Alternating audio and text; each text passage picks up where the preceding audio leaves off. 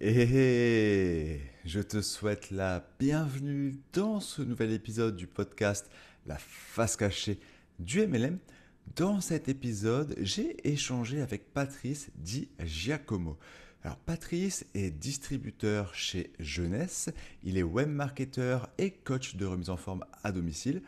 Cette année, en 2021, il fête ses 10 ans en MLM, mais surtout ce qui va nous intéresser depuis 7 ans dans le MLM Attraction avec Google notamment.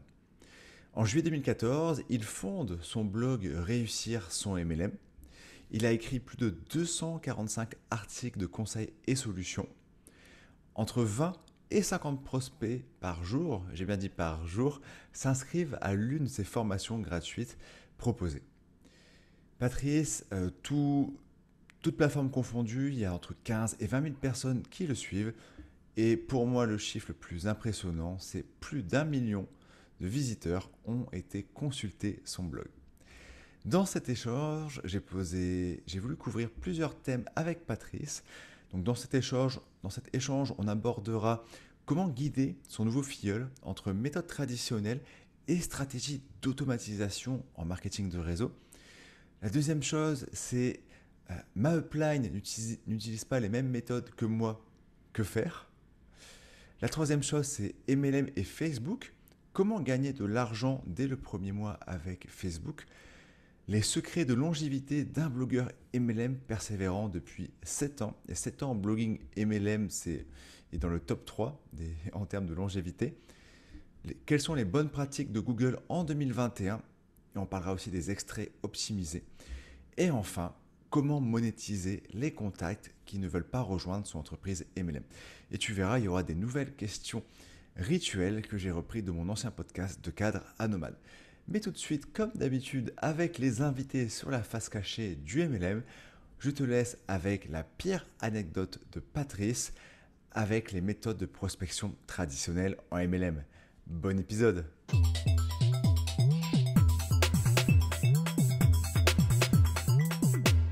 Au niveau des méthodes traditionnelles, c'est vrai que j'ai fait ça pendant mes 3 premières années entre 2011 et 2014.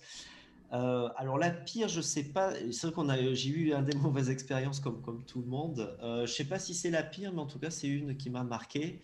En fait, si tu veux, on nous disait, tu sais, d'inviter des personnes en réunion pour présenter l'opportunité, les produits éventuellement. Et en fait, ce qui s'est passé, c'est donc c'était avec ma toute première compagnie, donc c'était la première année. Et en fait, cette année-là, on avait le dirigeant, le patron de cette entreprise qui faisait le tour de France.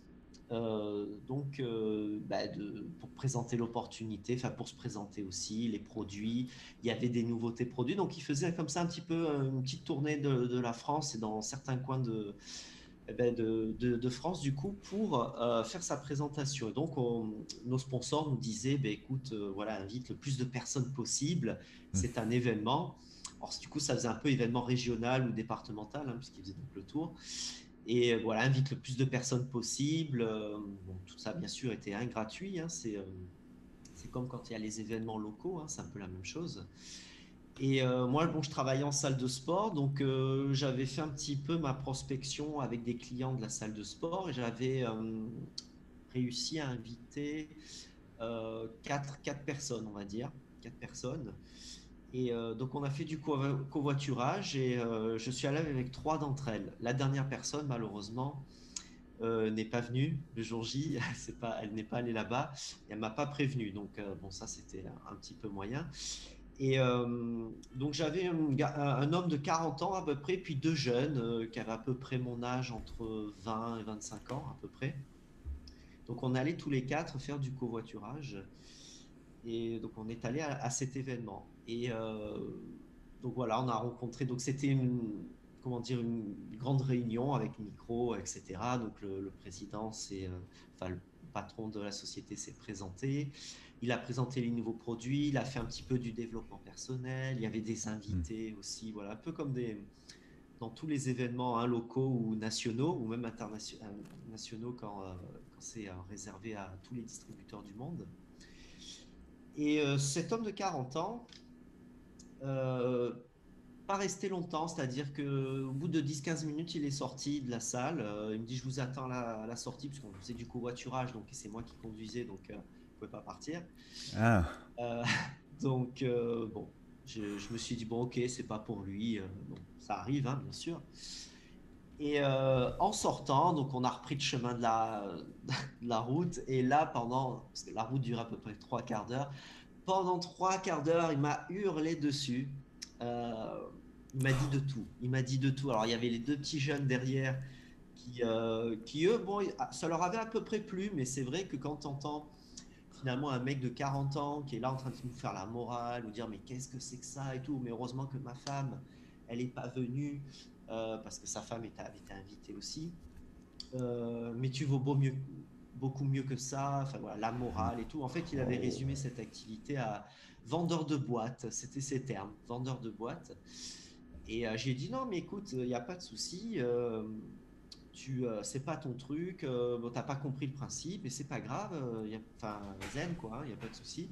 Mais il arrêtait pas pendant trois quarts d'heure et ça m'avait un peu marqué, un peu choqué parce que c'est vrai que quand tu fais cette activité, que tu as compris le fonctionnement pour toi, c'est l'avenir économique hein, de cette industrie, ce business.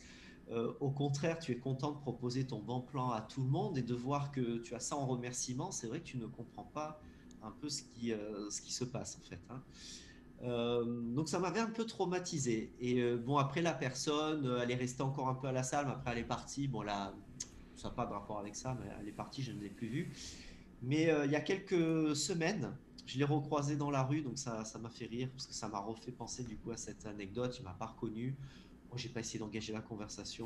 je comprends. Non, mais après, il faut se concentrer sur les gens, on va dire, positifs, parce que il y avait tellement, elle était tellement furax que ça en devenait un peu pathétique. Moi, je trouvais même un peu ridicule. Donc après, bon, les deux jeunes, ils m'ont pas rejoint non plus, parce que, bref, ils étaient plus jeunes. Voilà, et ça, ils travaillaient pas encore. Voilà, c'était un peu compliqué hein, aussi là-dessus. Mais voilà, on va dire que c'était pas une bonne expérience. C'est vrai que ça fait pas plaisir. On n'a pas forcément envie de refaire ce genre d'action après quand il t'arrive quelque chose comme ça. Voilà. Bon, je peux pas dire si c'est la pire aujourd'hui, mais en tout cas, c'est une anecdote Ok. qui m'a bien marqué. J'imagine, 45 minutes dans une voiture où on peut pas trop partir, c'est le principe Et je d'une conduisais en voiture. plus. Alors, je te Ouais. dis, il faisait un temps pourri, il pleuvait des Ah cordes. ouais. Oh là là. Sur l'autoroute, on voyait rien. Et l'autre qui me parle à côté, qui me fait tête comme ça. T'as été content de C'était le déposer, hein. T'as dit, bon, allez, à plus. à plus, mais on habitait presque à côté, donc Ah, jusqu'au bout, hein, on était ensemble. Mais ouais, voilà, c'est vrai que c'était petit peu traumatisant quand même. Quand ouais, tu te dis, attends, ça va être comme ça tout le temps, ça va pas le faire. Tu ouais, vois? forcément, on se fait une réalité au début. Les premières expériences des nouveaux dans le marketing de réseau, bah forcément, si la personne, elle va parrainer deux personnes, elle va se dire, ouais, ça va être tout le temps comme ça, et après, ça peut être compliqué. Et à l'inverse, si elle tombe sur des gens qui te hurlent dessus pendant 45 minutes, dans une voiture, ça peut être différent. Tout à fait. Alors, Patrice, j'ai beaucoup regardé ton blog, et ce qui m'a interpellé, c'est que tu crées du contenu autant pour des méthodes d'attraction, pour attirer en automatique des prospects qualifiés. Par exemple, tu avais une formation sur parrainer automatiquement, mais également du contenu sur les méthodes entre guillemets classiques. Par exemple, 5 questions à poser lors de la prospection avec vos contacts en MLM et appel téléphonique, vous tombez sur le répondeur de votre prospect, de script à connaître. Du coup, ma question, c'est, vu que tu crées du contenu sur ces deux sujets, imaginons, je rejoins ton équipe, comment tu vas m'orienter vers telle ou telle stratégie? Oui, c'est excellente question, Guillaume. En fait, je discute beaucoup avec la personne pour savoir un petit peu ce qu'elle recherche dans cette activité. C'est vrai qu'aujourd'hui, il y a deux manières de travailler cette activité. J'ai eu l'opportunité de travailler des deux manières et je me suis dit que c'était intéressant du coup aussi de parler également de la première méthode. Moi, j'ai passé 3 ans dessus. Si j'avais connu la deuxième méthode, donc les outils du net notamment et le personal branding, évidemment que la première méthode, je n'aurais pas duré 3 ans à la faire, la méthode traditionnelle. Si ça peut faire gagner du temps aux personnes, c'est pour ça que je souhaite aussi en parler sur mon blog. Il y a des personnes aussi qui adorent le contact, qui préfèrent le contact physique et qui sont un peu allergiques Ouais. avec Internet. Et je ne veux pas empêcher ces personnes-là de ne pas intégrer mon équipe s'ils ont envie de travailler avec les produits, etc. Donc, en fonction de ce qu'ils recherchent, voilà, on va discuter en fait stratégie. Donc, on développera la stratégie qu'ils préfèrent. Ok, donc vraiment beaucoup de questions, voir ce que la personne aime, peut-être par rapport à ses objectifs. Oui, en fait, avec les questions classiques, si tu veux, qu'on pose, c'est-à-dire quels sont tes objectifs financiers, combien de temps tu veux travailler par semaine, euh, voilà, si tu as une vie à côté professionnelle également, enfin voilà, voir un petit peu ce qui est possible. Je te donne l'exemple rapide, quelqu'un qui me dit j'ai 30 minutes par jour. Je ne vais pas lui enseigner la première méthode traditionnelle avec l'organisation des ventes à domicile, par exemple, ou d'aller dans des forums, tenir des stands, parce que ça ne correspond pas à ses besoins, et elle va pas s'en donner les moyens nécessaires euh, pour faire cette méthode-là. Donc du coup, je vais plutôt la diriger vers la deuxième méthode. Ok, c'est bien. Vraiment une méthode adaptée à Oui. la personnalité et au créneau disponible de la personne. Oui, oui, et d'ailleurs, je préfère consacrer plus de temps à ça, en fait, que la partie, tu sais, administrative, c'est-à-dire comment s'inscrire, c'est quoi le plan de rémunération, c'est quoi le produit le plus populaire. En fait, toutes ces questions-là, j'ai créé une sorte de page avec différentes vidéos et je dirige, en fait, mes contacts sur cette page pour qu'ils aient plus d'informations sur l'entreprise et comment fonctionne le site, par Hmm. exemple. Ça permet d'être moins redondant parce que si après on a deux, trois personnes par semaine où il faut répéter à chaque fois ces choses-là qui ne sont pas les plus intéressantes, euh, vaut mieux, moi j'essaye toujours d'automatiser le plus possible le travail en gardant le côté humain. Et pour garder le côté humain, après on a des entretiens ensemble, mais vraiment on discute uniquement stratégie Ouais. ou retour d'expérience suivi à ce moment-là. Et toute la partie inscription, Plan gestion de- des ouais. ventes, des stocks, voilà. J'ai préféré vraiment créer des vidéos et les diriger là-dessus. Et si après ils ont encore des questions, là, ils peuvent me les envoyer éventuellement par mail ou Messenger. Et après, par contre, en contact physique ou en contact via Skype, Zoom ou Messenger, là, on discute vraiment stratégie. C'est bien, sinon tu vas toujours te répéter, plan de rémunération. J'ai fait la même chose parce que me répéter, je préfère vraiment me concentrer sur la personne par rapport à elle, ses objectifs. Oui, je me suis rendu compte que discuter des heures du plan de rémunération, ça n'a pas vraiment Perte de beaucoup temps. d'intérêt. Il faut vraiment être déjà dans l'entreprise et même monter déjà des échelons pour comprendre vraiment tout le plan de rémunération. Donc ça n'a pas d'intérêt. Vraiment, bien sûr, connaître les bases, le début, quelle est la marge commerciale, les premiers niveaux, mais c'est tout. Il n'y avait vraiment pas besoin de connaître le montant du bonus d'un tel ou un tel. Surtout que toutes les entreprises proposent de bons plans de rémunération, hein, avec chacune, bien sûr, leur spécificité, C'est ça. mais il n'y a pas d'intérêt d'en parler une heure, hein, vraiment. C'est clair, il y a des bons plans de rémunération, bons plans de rémunération partout. Toi, tu le sais bien avec les avis d'entreprise que tu as fait, je pense. Oui, entre les différentes études et au début, j'ai beaucoup changé d'entreprise au tout début parce que je pensais que c'est à cause de l'entreprise que j'avais pas de résultats. Évidemment, c'est faux, hein, c'est nous-mêmes, hein, si on n'a pas de résultats, c'est notre faute tout seul. Et donc oui, j'ai vu pas mal de plans de rémunération et voilà, dans toutes les entreprises, il y a des très bonnes choses. Hmm. Bah, vouloir toujours croire en tout cas que son entreprise, qu'il y a une entreprise meilleure que la nôtre, j'ai vu ça, ça s'appelle le syndrome de l'herbe plus verte ailleurs. Et je trouvais ça vachement intéressant et très Oui, parlant. tout à fait, Guillaume. Moi, je me dis tout court, le syndrome du vendeur, du commercial. Hmm. Voilà.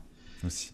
Mon entreprise a le plus bon plan de rémunération, a les meilleurs produits. On peut pas dire des choses comme ça. Il aurait fallu connaître toutes les autres entreprises à côté. Donc, Merci. Ah, on voilà. se ressemble beaucoup sur cet aspect comparaison-analyse, ouais, je suis un peu comme ça On, aussi. voilà, on peut pas dire ça. On peut pas dire Ouais, ça. Et je trouve que ça décrédibilise la personne qui le ouais. dit.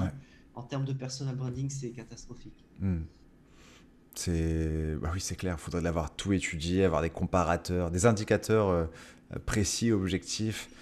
Et donc c'est voilà, ça. c'est comme parfois sur les posts Facebook, tu sais, les groupes Facebook où Mhm. il y a pas mal de personnes, il y a des questions, où quelqu'un demande quelle est la meilleure entreprise MLM pour vous, et forcément les gens écrivent c'est la mienne, enfin c'est la mienne en mettant leur nom, quoi. C'est logique.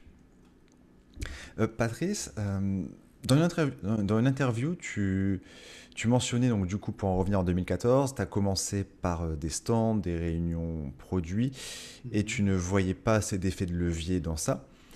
Et donc tu t'es tourné, tu as découvert qu'il y avait des Américains, on en parlait ensemble avant d'enregistrer, qui faisaient du blogging.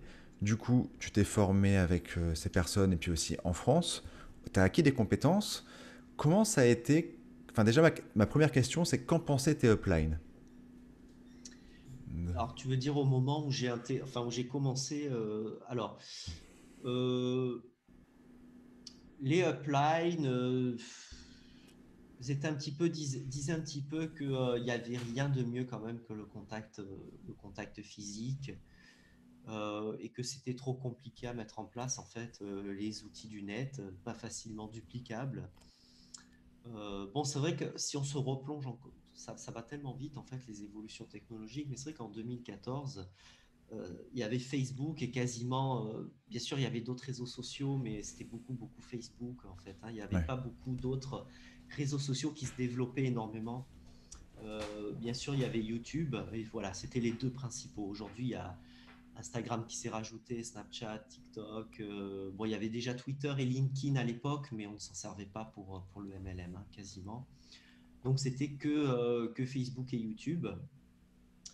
Mais voilà, en fait, je trouvais que par rapport à ce que je lisais dans mes lectures, je trouvais qu'on avait vraiment du retard en fait sur la culture anglo-saxonne en termes de business et en termes d'outils.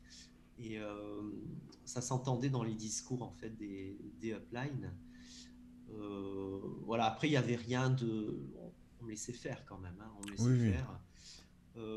Après, je pense que quand même, ça, on en avait parlé ensemble en aparté. Je pense qu'avec certaines entreprises, c'est un peu compliqué aussi de travailler totalement de la manière qu'on veut, totalement libre. En fait, souvent, il faut demander des autorisations, si on peut créer un Ouais. blog, si on peut.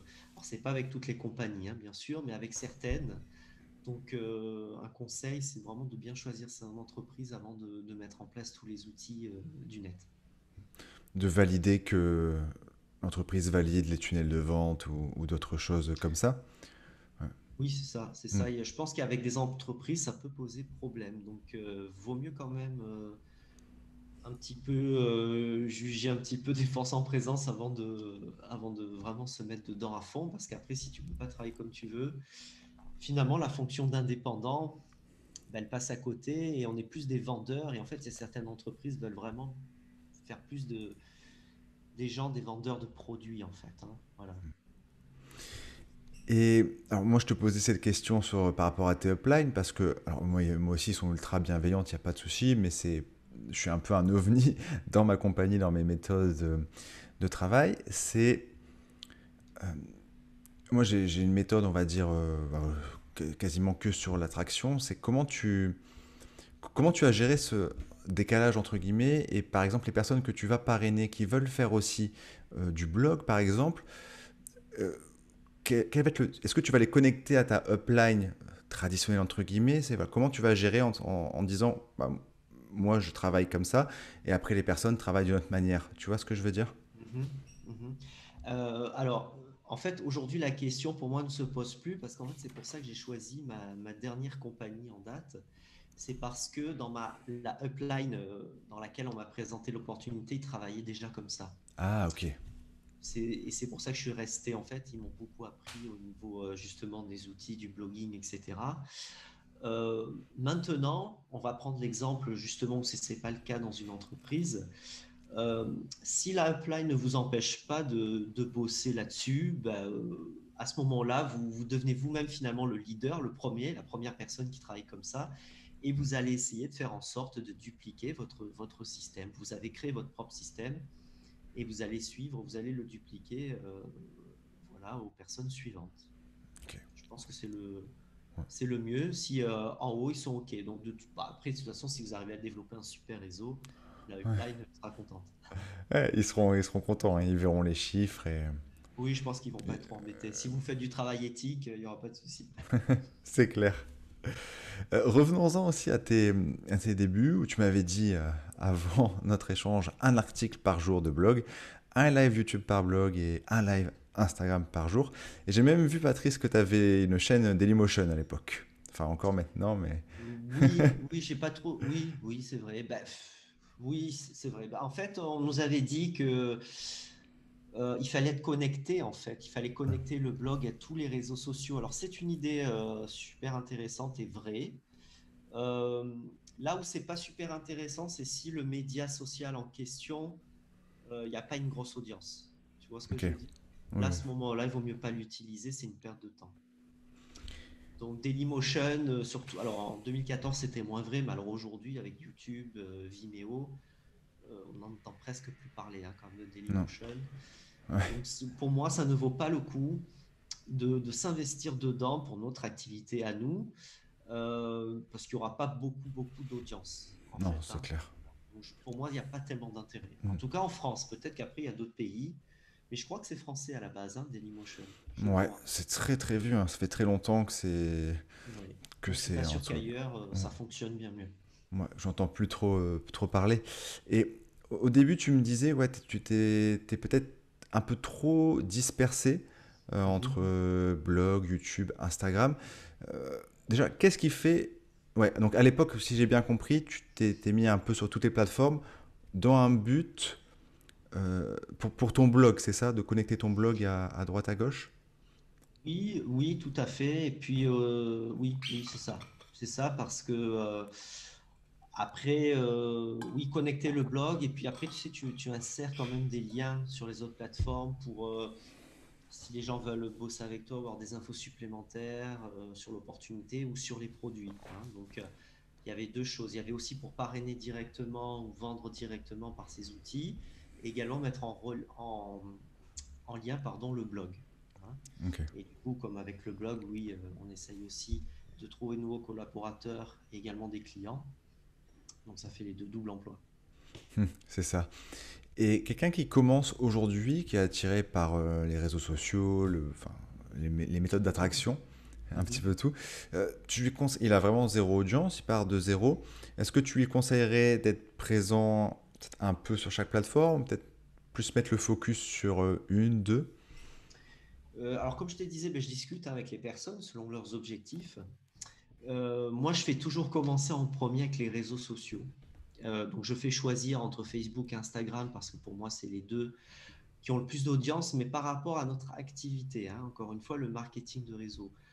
Pour nous, c'est pas intéressant pour l'instant d'utiliser TikTok et Snapchat parce que c'est pas notre cible pour le moment. Ça peut changer hein, parce Ouais. qu'Instagram a évolué. Au départ, c'était très jeune, ça vieillit un petit peu. Hein. Facebook, ça a bien vieilli aussi. Euh, pour moi, les réseaux sociaux sont plus simples pour avoir déjà ses premiers clients et même pour parrainer. Après, ça dépend des différentes stratégies à mettre en place. Euh, mais voilà, en fait, si tu veux, je ne parle pas du blog toujours en automatique à mes filles. Je dis pas, voilà, tu vas créer un blog. C'est, moi, je fais créer un blog aux gens qui veulent développer un véritable réseau dans le monde entier. Ok. Tu vois. Parce que c'est quand même du travail, c'est un autre métier hein, aussi, un blogueur. Il faut savoir comment rédiger de bons articles, attirer du trafic sur son blog. Enfin voilà, c'est un métier. Hein. Euh, et voilà, si on n'a qu'une heure par jour à consacrer à l'activité, on ne peut pas faire un blog.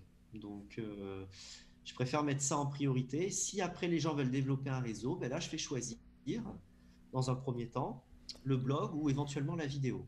Ou pourquoi pas le podcast aussi, finalement, ça peut être. Voilà, choisir vraiment un secteur où il va falloir créer en fait un contenu par jour. Donc, soit un article, soit une vidéo, soit un audio. Je me retrouve beaucoup dans ce que tu dis parce que je me suis mis sur Facebook plus tard. Enfin, j'ai développé des compétences sur Facebook, Mhm. clairement parce que je me disais, voilà, YouTube, blog, voilà, si tu pars de zéro, ça se contente peut-être en mois avant d'avoir Mhm. déjà des résultats réguliers. Et Facebook, l'avantage, c'est que c'est plus rapide. Donc c'est pour ça que j'ai aussi développé des compétences pour Facebook pour accompagner les personnes qui voudraient gagner de l'argent rapidement. Donc top. Oui, puis ça fonctionne.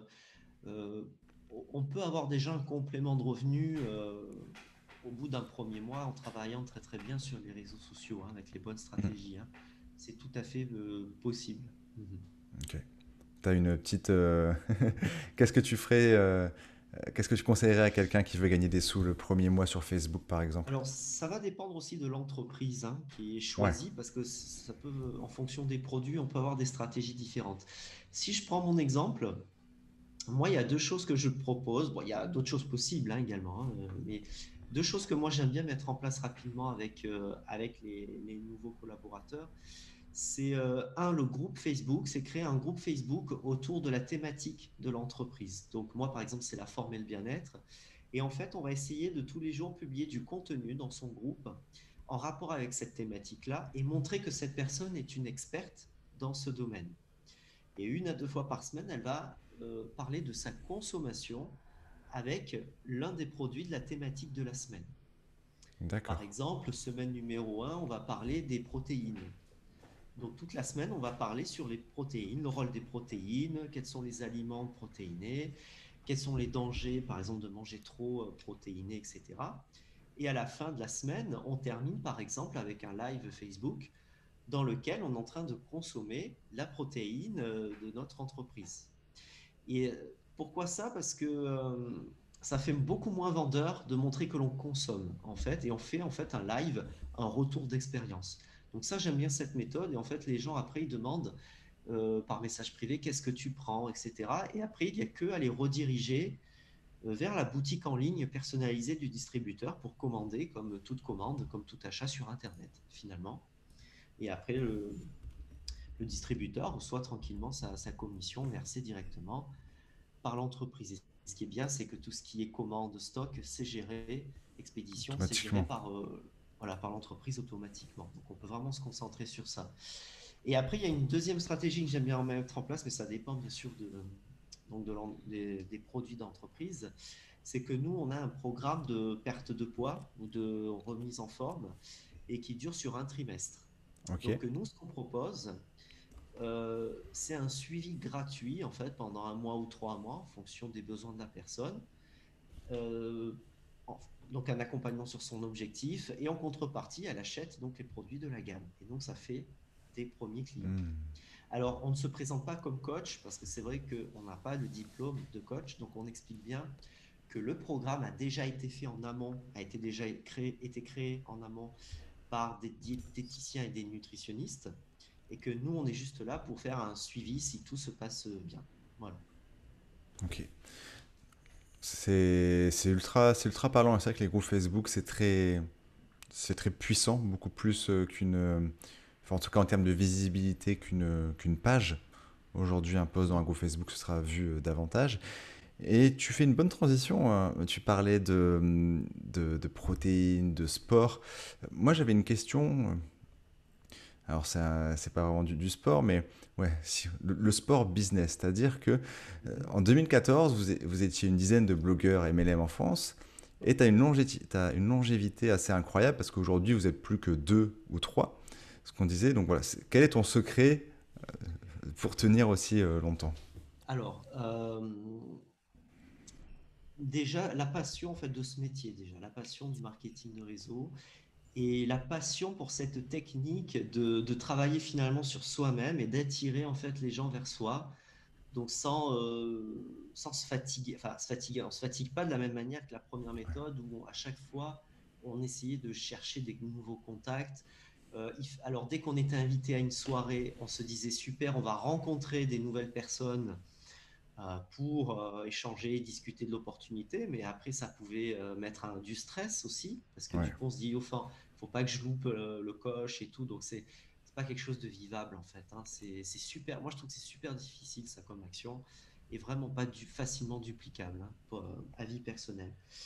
Euh, bon, moi j'ai toujours aimé écrire, donc c'est vrai que le blog, voilà, moi j'adore m'occuper de mon blog plusieurs fois par semaine, presque tous les jours.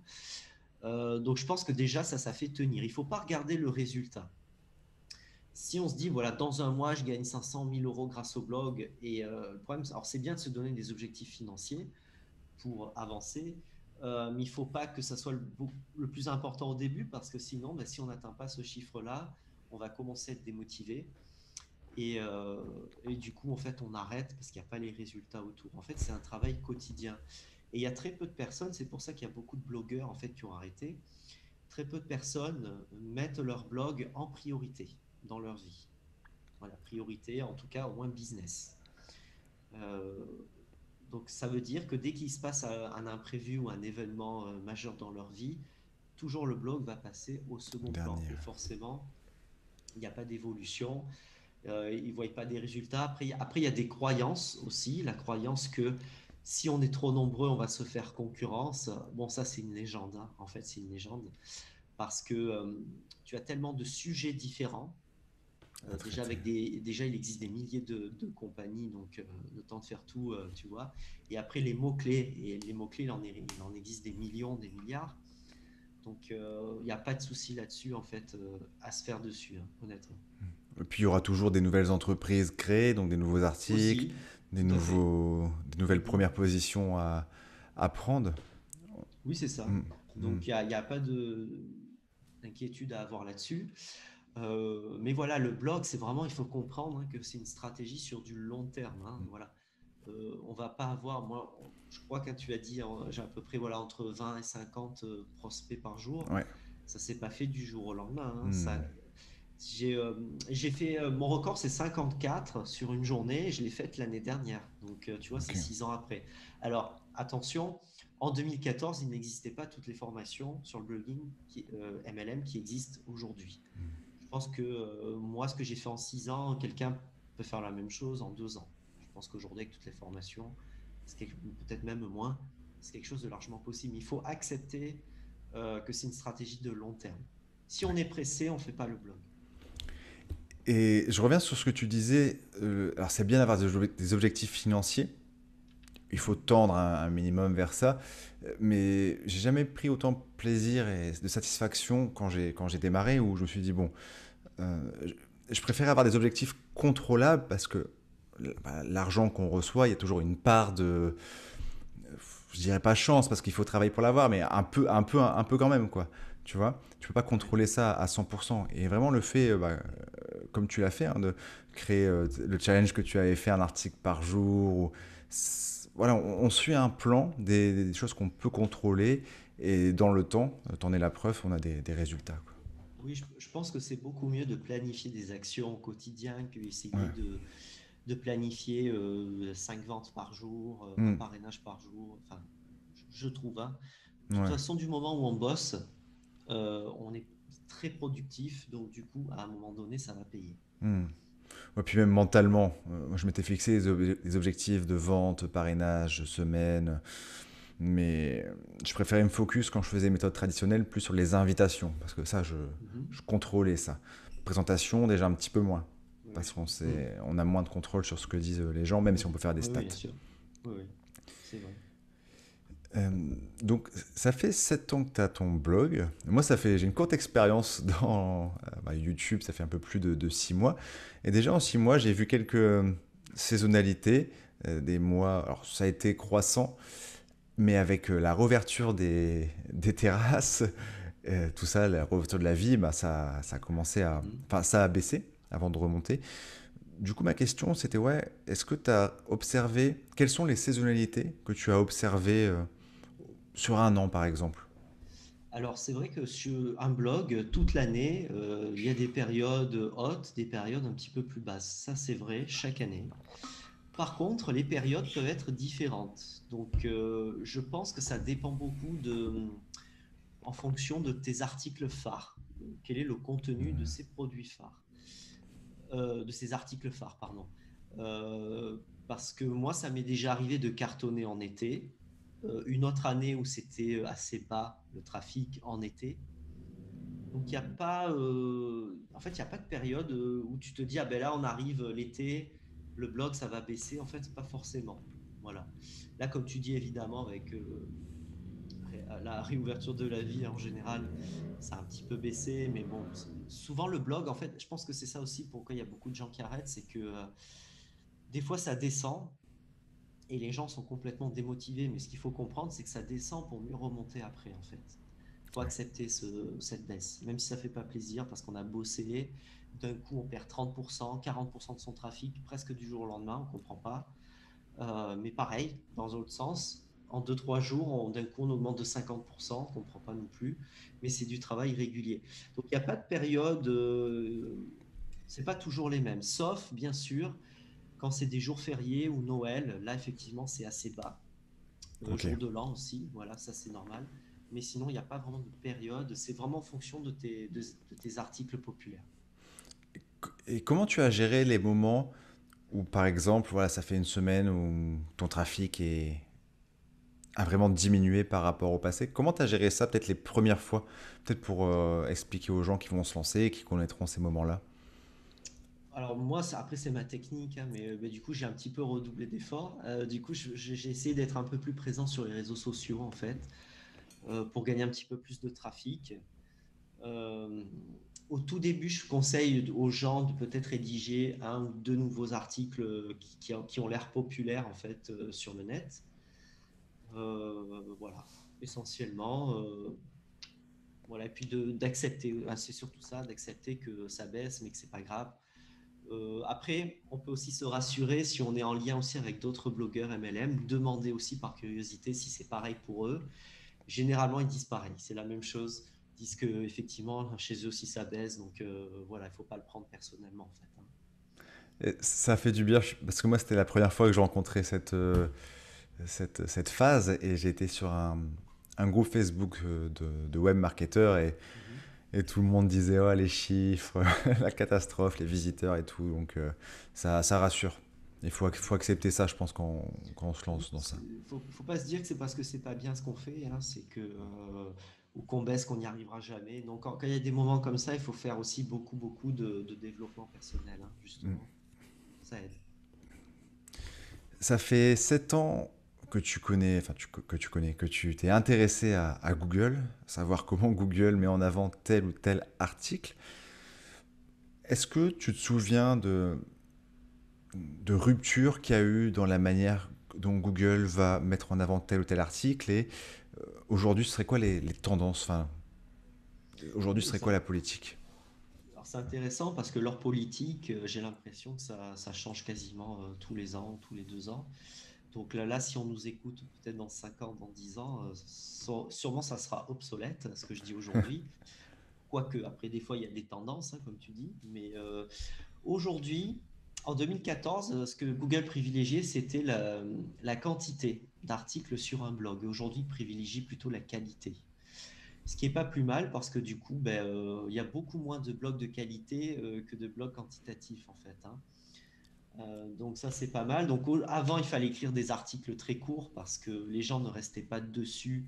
Et donc Google estimait que s'ils ne restaient pas longtemps dessus, c'est que le blog en valait pas le coup. Et là, c'est l'inverse. On dit de faire beaucoup de longs articles pour que les gens restent plus longtemps. Ouais. Les gens restent plus longtemps, c'est que c'est du contenu intéressant et c'est donc un bon critère pour Google. Et également, s'il y a de l'interaction sur cet article, c'est-à-dire s'il y a des partages, si il y a des commentaires sous l'article de blog, euh, s'il y a des backlinks aussi, hein, des liens Ouais. externes, voilà, si notre article est référencé sur d'autres blogs, voilà, il y a pas mal de critères, hein, c'est pas forcément un jeu de la chance. Il faut faire aussi des mises à jour, hein, régulières de ces articles, d'essayer toujours de les améliorer.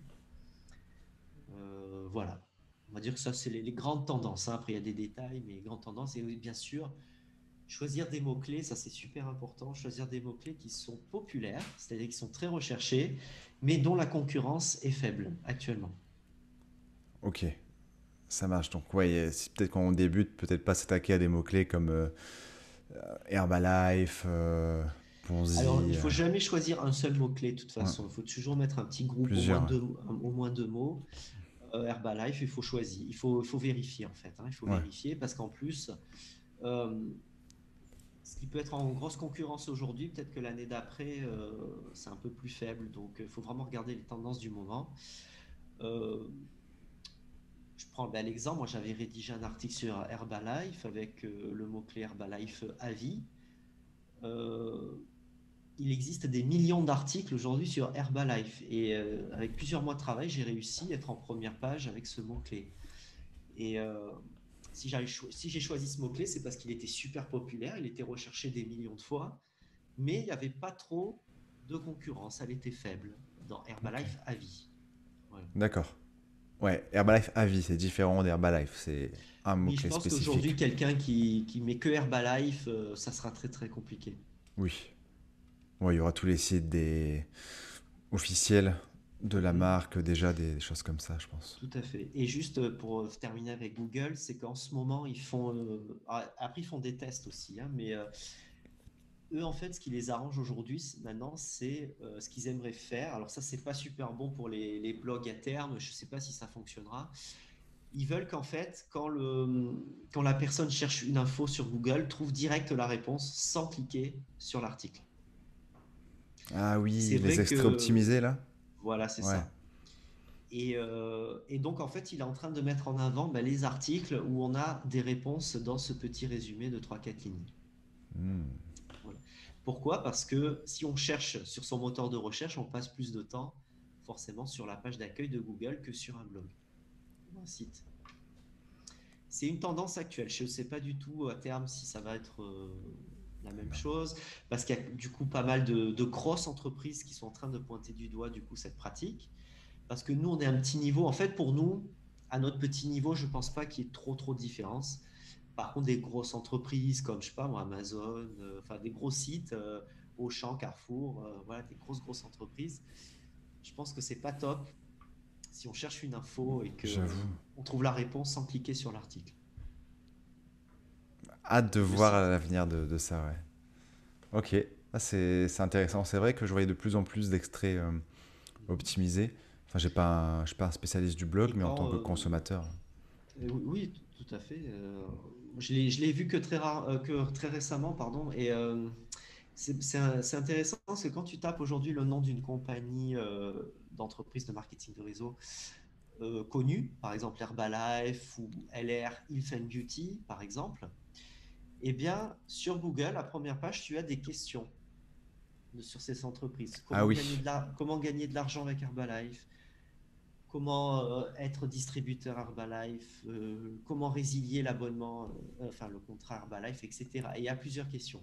Et quand on clique sur la petite flèche, il apparaît un article avec les trois quatre lignes donc du résumé. Et donc ça permet de rester sur la page d'accueil de Google. Donc du coup les blogs, les sites perdent du trafic. Et chaque petite question, par exemple Herbalife, s'il y a 5 questions, ça, à chaque fois, c'est un article différent. J'ai regardé, alors pour Herbalife, oui, oui. Moi, il Ok, y a une des questions, c'est mon article qui apparaît, ok. par exemple. Et comment tu as fait pour apparaître à cette question? Non, ça, j'ai rien fait de plus en fait. Je pense que c'est Google qui décide en fonction peut-être des demandes, quelles sont les requêtes les plus Ouais, recherchées, et donc il doit mettre les requêtes principales, et après il doit choisir sûrement l'article qui répond le mieux ok, à la requête, hein. Mais voilà, là-dessus, on ne paye pas rien. Moi, j'ai jamais payé Google pour du trafic, hein. De toute ok. façon, nous, on apprend à faire du trafic naturel. Hmm, hmm.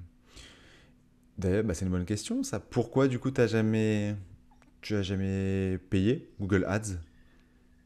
En fait, alors, par rapport au marketing de réseau, hein, encore une fois, par rapport à cette industrie, à cette activité, c'est pas super intéressant en fait de payer parce que si tu veux, quand tu payes, tu cibles avec Google Ads, hein, tu cibles pas forcément les meilleures personnes. Ah, Ça fait grosse pub aussi et les gens ne cliquent pas forcément dessus, en fait. d'accord. Tu vois bien qu'aujourd'hui, quand tu vas sur la première page de Google, tu as les annonces au tout début et après tu as les articles. Et les gens, ils zappent les annonces, ils descendent Ah oui, direct. Et donc, c'est pas gagnant, ça coûte cher, ça rapporte pas énormément, en tout cas en termes de blog MLM, hein. ok. Ok, ça marche, Patrice. Et il y avait une autre question. on avait parlé de ça avant d'enregistrer, c'est aujourd'hui, et ça c'est quelque chose, je t'avoue que j'ai eu beaucoup de mal à comprendre. J'avais entendu, enfin quand je faisais du MLM classique, être payé pour prospecter, monétiser des gens qui ne rejoignent pas notre équipe ou qui ne n'achètent pas notre produit. Euh, Aujourd'hui, toi, comment tu, et déjà pourquoi, enfin pourquoi et comment tu monétises les contacts qui ne vont pas vouloir rejoindre ton MLM ni acheter ton produit? Mhm. Euh, Ce qui est bien aujourd'hui, c'est que avec le personal branding, donc on travaille notre image en fait, et on travaille cette expertise en fait, montrer qu'on est un expert dans notre domaine. Du moment où on arrive à développer des compétences et des connaissances, eh bien, on peut proposer nos services d'aide, de conseil, de coaching aux personnes qui ne désirent pas forcément rejoindre ni notre opportunité, ni nos produits. Ok. Donc, ça fait un revenu, un moyen de revenu, une source de revenus, pardon, différente, complémentaire du reste. Donc, c'est très intéressant de le développer également. Donc, moi, ce que je fais, c'est que tous mes prospects via le blog, ils ont la possibilité d'avoir un coaching offert de 30 minutes. Ce coaching me permet de répondre à un de leurs problèmes qu'ils rencontrent actuellement. Dans D'accord. le MLM, hein, pardon, pas dans la vie privée, hein, dans la vie professionnelle. Psychologue. Euh, ouais, j'ai fait un psychologue aussi. Donc dans le MLM, donc souvent c'est les mêmes problèmes qui reviennent, hein. Je n'arrive pas à vendre, je n'arrive pas à trouver de nouveaux contacts et je n'arrive pas à parrainer. Je n'arrive pas à m'organiser, éventuellement, je ne sais pas comment répondre aux objections. Voilà, ça, c'est vraiment les principaux problèmes, où je n'ai pas d'argent pour me former ou quoi. Donc, on essaie de voir un peu ensemble la réponse. Moi, j'essaye de montrer un petit peu des outils, des techniques sur cette demi-heure pour répondre à la problématique. Et à la fin, eh bien, je demande si ça intéresse la personne, qu'on continue en fait d'établir la relation ensemble de travail. Donc généralement ils me disent oui parce que je leur ai apporté de la plus-value et une réponse. Et après en fonction, donc je leur pose pas mal de questions, combien d'heures aussi ils ont par semaine pour se former, s'ils ont un budget également pour se former. Et moi après je fais ma meilleure proposition pour qu'on puisse continuer ensemble notre partenariat de travail, notre partenariat d'aide, de conseil. Donc à ce moment-là, En tu leur fait, apportes un maximum de valeur, quoi. oui, en fait, dès le début, je sais si la personne veut déjà me rejoindre ou pas, puisque j'ai créé plusieurs listes de prospects. J'ai une liste pour mon entreprise et une liste pour les autres. Donc, je sais déjà dès le début Alors si c'est quelqu'un qui... Oui. comment tu fais cette segmentation du coup? Bah, en fait, tout simplement, c'est que... donc là, j'utilise un autorépondeur hein, pour pratiquer... pour rédiger pardon, mes broadcasts et pour avoir bien sûr pour recueillir les prospects. Et en fonction des articles que j'écris, quand j'écris des articles qui concernent mes produits ou mon opportunité, là je mets ma liste Ah, d'accord. pour l'entreprise. Donc je sais déjà, après je renomme à la liste, je sais quelle liste du coup c'est. Voilà. Et après il y a une série de mails qui ont été programmés à l'avance, euh, qui, euh, qui sont programmés donc à l'avance en fonction de chaque public visé. Voilà. Et quelqu'un Prospect qui, externe. et quelqu'un qui n'arrive pas par le canal que tu viens de me dire, que par exemple, Mhm. je sais pas, elle tombe sur un article, par exemple Herbalife qui n'est pas ta société, elle rentre Mhm. dans le système, ton appel à l'action pour avoir plus de prospects.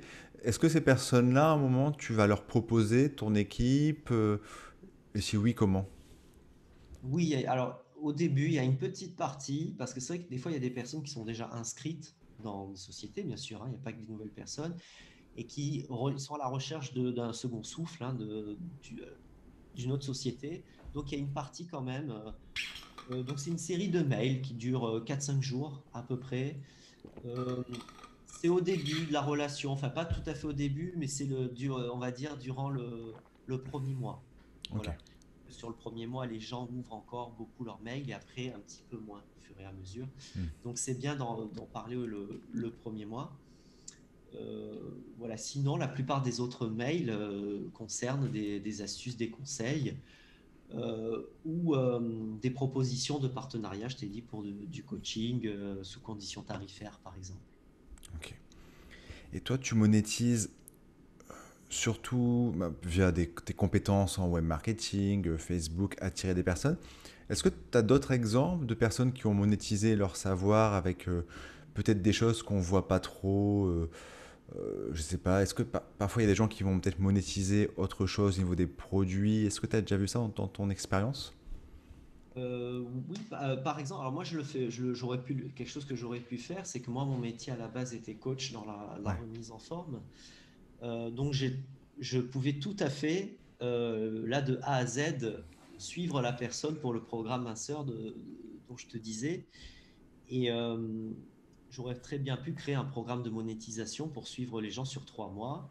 Et en tant que coach de remise en forme, trouver des clients et qui veulent être suivis pendant 3 mois de manière virtuelle.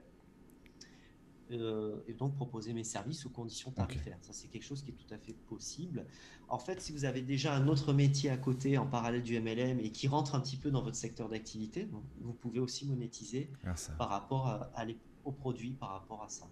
C'est quelque chose qui est possible, hein. Moi, j'ai déjà fait aussi quelque chose d'intéressant. Euh, Si je vois que la personne est beaucoup branchée produit, c'est-à-dire qu'elle aime bien consommer aussi des produits d'autres gammes MLM, eh bien, je l'ai déjà fait. Je lui dis, bah, écoute, tu peux consommer un produit de ma gamme. Donc, je lui mets le lien de ma boutique personnalisée. Et en contrepartie, je lui offre 30 minutes supplémentaires de coaching. Hmm, ok, Moi, ça me intéressant. fait finalement double emploi parce que d'un côté, euh, je gagne une commission sur le produit puisqu'elle l'achète sur ma boutique. Et de deux, ça fait connaître en plus le produit. Donc, du coup, ça peut faire un client même s'il ne me rejoint pas dans la société. Très intéressant. Et comment tu détermines le produit? C'est en parlant avec la personne ou c'est autre En chose? général, moi, j'ai une fourchette de prix par rapport à mes tarifs Ouais, coaching. Donc, j'essaye de ok. choisir des produits qui ont à peu près la même fourchette de produits en termes de commission, hein. Attention, en termes de commission. euh, je te donne un exemple. Si je prends 30 euros la demi-heure, je te dis n'importe quoi, hein, 30 euros la demi-heure, bah, il faut que la personne, je touche, oui, 30 euros de commission. Parce que sinon, si je touche que 5 ou 10 euros, c'est pas super intéressant. Ok, ok. Après, chacun fait comme il veut, il n'y a pas de souci, hein. Ça peut être juste le prix du produit, 30 euros. Hmm. Euh, voilà, mais c'est une autre méthode.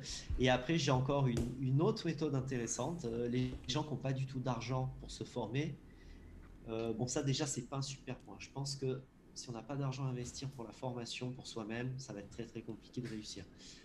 Mais, mais sinon, si vraiment, des fois, c'est vrai que je discute avec des gens qui sont dans des pays où c'est plus compliqué, hein, notamment certains pays d'Asie, certains pays d'Afrique ou l'Amérique du Sud, où des fois, bien sûr, leur monnaie est beaucoup plus basse, hein, que l'euro, donc c'est Hmm. compliqué. Là, ce que je fais, c'est qu'on se fait un échange de services, c'est-à-dire qu'ils font un petit travail pour moi qui concerne le blogging, par exemple me laisser 4-5 commentaires sur 4-5 articles, et moi, en contrepartie, je leur propose à nouveau Ok, un petit coaching offert. Voilà. d'accord. Ok, Et moi, ça me fait faire, moi, c'est bon pour mon blog finalement. Donc ouais. double emploi là aussi. Voilà, en fait, c'est en discutant avec les gens qu'on choisit la meilleure option après à la Hmm. fin pour comment monétiser. Ok. Il y a toujours un moyen d'être gagnant-gagnant en plus, même pour les personnes Oui, même si c'est pas qui n'ont pas forcément d'argent. financier, voilà, Ouais, oui, ouais, ouais, ok. tout à fait. Mhm. Très très intéressant, Patrice. Écoute, on arrive avant les questions rituelles. Alors pour les personnes qui me suivent depuis le début avec la face cachée du MLM, j'avais toujours une question rituelle, mais en fait avec le recul, je me suis dit que je voulais reprendre les trois questions rituelles. Donc tu en auras trois, Patrice, et tu vas être la première personne qui Ah, va y répondre sur ce le podcast. cobaye. C'est ça. Ouais, Alors, enfin, pour la petite histoire, c'est trois. Ça, c'est mon deuxième podcast, La face cachée du MLM. Mon premier s'appelait Deux cadres à nomades, qui était plus généraliste. Et dans ce podcast, pour mes invités, j'avais ces trois questions que j'ai eu envie de reprendre finalement. Tu es prêt? allez, je suis prêt. Non, non, ça va bien se Quant à passer. vous, La première question, alors juste, tu as quel âge, Patrice? C'est 35 là. ok. Donc aujourd'hui, Patrice, tu as 35 ans. Il fait quoi, le Patrice de 45? Alors, Patrice de 45, il vit complètement de son activité. Peut-être qu'il travaille un petit peu moins sur le blog parce que c'est très très bien développé, hein, le blog, c'est quand même le but. Le but, en fait, à terme du blog, c'est quand on arrive à très très bien le monétiser, travailler que 2-3 heures par semaine. Ok, Actuellement, c'est pareil, mais je le fais par jour. ok, Donc, c'est un petit peu différent. Et puis, j'ai pas mal de projets aussi, des pays que j'aimerais aussi voyager, tu vois, visiter, pardon. Euh, voilà, atteindre vraiment pas mal de projets. J'ai aussi un projet associatif. Bon, ça, on va dire que c'est dans les prochains mois. Logiquement, ça devrait se faire. Euh, voilà. Après, tu sais, des fois, ça vient aussi un petit peu plus tard, hein, mais voilà pour. Est-ce que j'ai répondu ou plus de détails? Je sais pas, tu me dis. très bien, c'est toi qui vois ce que tu veux partager. Bah top, on va rendez-vous en 2031 du coup. Ah oui. La deuxième question, c'est quoi, en tant qu'entrepreneur, ta plus grosse peur? Plus grosse peur en entrepreneur. Écoute, alors peur, c'est un mot peut-être un petit peu fort pour moi, parce que Ok, je peux avoir une anxiété, mais une peur pour moi, ça m'empêcherait de dormir la nuit, par exemple. Tu ouais. vois. Là, c'est pas le cas du tout. Je dors très bien. Euh, une anxiété, je sais pas trop. Sur le net, il y a un peu de la place pour tout le monde en fait, hein. Il y a un petit peu de la place pour tout le monde. C'est l'avenir. On fait pas quelque chose qui est en fin de vie, tu vois. Donc on peut pas se dire, imagine dans quelques années ça n'existe plus, c'est pas possible en fait. Donc peut-être la peur de se dire, de pas arriver toujours à s'adapter à l'évolution des outils, par exemple. D'accord. Mais bon, je pense que si on a dans notre caractère, comme moi par exemple, de se former tout le temps, logiquement ça passe, ça, hein, comme voilà, Ok. ça passe. Voilà, c'est pas vraiment des peurs. Voilà. Après, c'est vrai qu'on aimerait bien faire profiter l'entourage, la famille, hein, de ces bons revenus. Donc, c'est vrai qu'on aimerait le faire tant qu'ils sont encore là, quoi, hein, tout simplement. Ouais. Donc, c'est vrai qu'avec le temps qui passe, eh bien, des fois, c'est compliqué de se dire, bon, il y a encore beaucoup de travail à faire avant que ça soit le cas. Voilà, c'est pas évident. Donc, des fois, on peut se dire, mince, voilà, on peut perdre un peu de motivation, quoi. Et puis finalement, ouais, ça peut faire peut-être une peur, ça. Bon, le mot peur est un peu gros, mais une appréhension, voilà, plutôt. Et la troisième et la dernière, si tu n'étais pas devenu entrepreneur ni coach sportif, quel métier aurais-tu choisi? Écoute, moi, j'ai fait des études à la base de ressources humaines. J'ai un master 2 en ressources humaines. Donc, j'avais appris à mener des réunions, j'avais appris à recruter du personnel pour des emplois, tout ça. Bon, peut-être là-dedans, peut-être là-dedans. Quand j'étais petit, j'adorais, je voulais faire journaliste sportif, donc peut-être quand même dans le sport aussi. Voilà, ça c'est compliqué à répondre. Je pense que j'avais plusieurs envies. Euh, voilà, en tout cas, je peux dire qu'aujourd'hui, le marketing de réseau, alors c'est un mot, une phrase un peu forte, mais m'a un peu sauvé la vie en fait, quelque part, parce que je me voyais dans une vie un peu monotone et je ne voyais pas de solution, tu vois. Ok.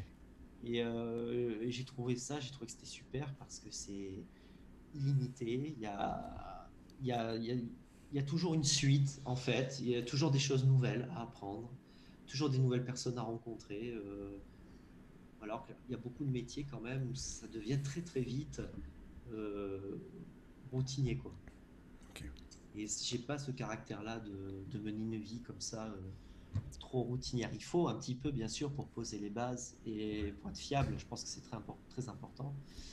Euh, Par contre, au niveau professionnel, il faut quand même quelque chose un peu d'excitant, quoi, on va dire. C'est clair. Et dans le marketing de Qu'en réseau. penses-tu? Ah bah je suis totalement. Ça me rappelle quand j'expliquais aux gens pourquoi j'avais fait le MLM quand j'étais cadre, aller d'un point A à un point B, à avoir les mêmes gens, à faire plus ou moins les mêmes tâches. Ouais, voilà la routine. Je sais pas si tu as vu le film The Truman Show avec Je Jim Carrey. non, non, je l'ai pas. Je connais le nom, mais pas, je l'ai pas vu. Ouais, bon, c'est même pas un spoil parce qu'on sait dès le début, mais vraiment, je te le conseille. C'est Jim Carrey, donc son personnage, et il vit. Enfin, le film, en fait, il a l'impression de vivre dans la vie réelle, mais en fait, c'est le candidat, enfin, c'est le seul personnage d'une télé-réalité où tous les gens qu'il rencontre sont des acteurs et c'est un peu tout le temps pareil. D'accord, et lui ne sait pas, c'est ça? Ouais, c'est très, très, Ah, ok. très, très intéressant. Franchement, je le conseille C'est parce que, les années 90, non, ce film? ouais, Ah ouais. ouais, ça a plus de 20 ans, je pense, hein. Ouais. Mhm. Et voilà, je me suis un peu identifié parce que tu sais, tous les matins, il dit coucou à la même personne au même moment, si tu veux. Ah oui, ben, c'est vrai qu'il y a des personnes qui sont faites hein, pour ça, qui ont ce Ouais, caractère-là, qui n'ont pas envie d'être dérangées, tranquilles, qui après font leur vie, après en dehors à côté, mais je trouve que ça manque un peu d'épanouissement, même beaucoup d'épanouissement personnel à un moment donné. ouais. Voilà, et finalement, je trouve que la plupart des métiers, c'est quand même comme ça. Pas tous, mais on va dire 80%. Donc, c'est compliqué après de trouver un métier qui correspond à cette personnalité-là. Et voilà, je trouve que le marketing de réseau, ça allie à la fois le divertissement, le travail, sans travailler finalement. Enfin, j'aime beaucoup le. Voilà, moi, comment dire, pas ça m'agace, mais ou ça m'énerve, mais c'est vraiment dommage les gens qui ne comprennent pas cette activité parce que pour moi, c'est le plus beau métier du monde. Il Mm. faut le comprendre. Il n'y a pas de discrimination à l'embauche, tout le monde peut gagner la même chose, il n'y a pas d'inégalité salariale entre hommes et femmes. On travaille avec qui on veut, si on n'a pas envie de travailler avec quelqu'un, même s'il veut nous rejoindre dans notre équipe, eh bien, on le met ailleurs. Mm. Enfin, on fait travailler avec quelqu'un d'autre s'il veut travailler dans cette équipe. Euh, voilà, et puis on essaye d'aider tout le monde à avoir plus d'argent, quoi. Enfin, je trouve que c'est des belles valeurs. Mm. Les gens qui ne comprennent pas, c'est vraiment dommage. Tu sais, je pense que c'est une question de prisme de comment on voit la vie. C'est-à-dire que moi, je connaissais pas du tout le MLM, j'avais pas d'a priori. Et la première fois que j'étais à une présentation, j'ai comme réflexe, ah bah trop bien. Euh, Mhm. alors moi, c'est quelqu'un que je connaissais, je vais pouvoir contribuer à son succès. Enfin, j'ai vu comment je pouvais aider les Oui, c'est une gens. façon de voir les choses, Hein. exactement. Perception, ouais. Et on a d'autres, ils vont vivre le même moment et ils vont dire, ah ok, tu m'as invité pour que tu gagnes des sous sur mon dos, quoi. Ah, Ouais, alors, c'est pas ça vision du de la tout, vie. mais Ouais. ouais, ouais. Oui, C'est oui, une- c'est ouais. Il y a des, Ce qui est, tu sais. ce qui est faux en plus, hein, on peut dire. Ça marche pas tout à fait comme ça. Oui. Mais tu sais, hein, tout le monde voit. J'avais vu une phrase dans un livre qui disait on- si tout le monde voit la même chose en physique, personne ne la vit Mhm. de la même Oui, oui, manière oui, dans la bien tête, tu vois. sûr. Donc bah, c'est comme ça. Patrick, où est-ce qu'on peut te retrouver pour les personnes qui nous écoutent? Alors sur mon blog, on peut me contacter hein, directement, donc réussir son mlm.com. Également sur la chaîne YouTube, on peut me contacter aussi. Hein, donc du coup, on peut taper réussir son MLM, hein, on va me trouver, Patrice. Sur ma fanpage, pareil, réussir son MLM. Hein, voilà. Et puis mon Instagram, où là, en fait, j'ai mêlé un petit peu les produits que je consomme, donc de l'entreprise, et également mon expérience en termes de coach dans la remise en forme, coach bien-être. Donc, ça s'appelle Jeune à vie, c'est un jeu de mots. Ok, Jeunavie. Voilà, ok. tout attaché, c'est un jeu de mots. Voilà, Jeune à vie sur Ah, mon top. compte Instagram. Parce que ça correspond à mes valeurs et à ma personnalité, puisque moi, en tout cas, j'essaye de paraître plus jeune que mon âge, j'essaye bah, de prendre bien soin de moi, bah, du coup, pour faire plus jeune. Donc finalement, ça va bien avec la thématique du compte Instagram. Ok. Les liens seront en description et puis les références à tout ça. Bah écoute, on arrive à Super. la fin de cet épisode, Patrice. Je te remercie beaucoup d'avoir apporté Merci à toi, toute Guillaume. cette valeur. C'était un chouette moment. Merci pour tes questions qui étaient intéressantes, pertinentes, qui changent aussi hein, d'habitude. Donc super. Merci, Patrice. Salut Guillaume, bon Ciao. succès à tous. Merci. Merci. Ciao. Je te remercie d'être resté jusqu'à la fin de cet échange. Pour retrouver Patrice, tu trouveras comme d'habitude les liens pour le contacter en description. Si tu es intéressé pour réussir en MLM avec des méthodes d'attraction, j'ai créé une formation gratuite que tu recevras pendant 5 jours où le but du jeu, le but de cette formation, c'est que tu comprennes comment on peut parrainer ou vendre pour ton opportunité MLM sans prospecter ses amis, sa famille ou sans devoir spammer des inconnus du matin au soir sur les réseaux sociaux. Sur ce, je te dis à la prochaine fois. Ciao ciao.